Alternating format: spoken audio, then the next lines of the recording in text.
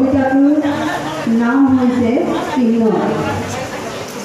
নুশুনিবা মোৰ খবৰ, মই য'তে আছো তাতেই সুখ।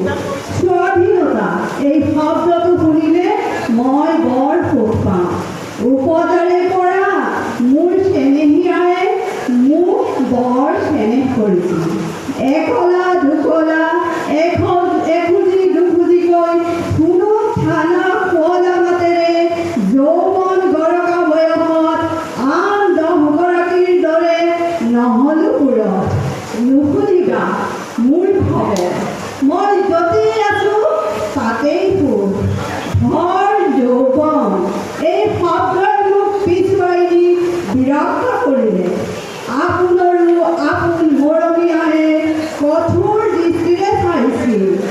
ফুৰফুৰীয়া মোৰ ভনীজনীৰ গাৰ গঠনৰ লগত মোৰ শৰীৰ একেই নহয়। মোৰ ছোৱালী লগা মনটো এক প্ৰকাৰৰ আয়ে হেঁচা দি স্থিৰ কৰিলে।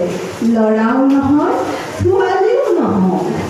নুশুনিবা মোৰ খবৰ, মই য'তেই আছো তাতেই সুখ। দুপৰ নিশা আই চৰণ চুই পিতাই ঘৰৰ পৰা আঁতৰি আহিলোঁ। ভগৱান ক'ত কি দুখ, আগ্ৰহে ভনীজনী শেষবাৰৰ বাবে চালোঁ।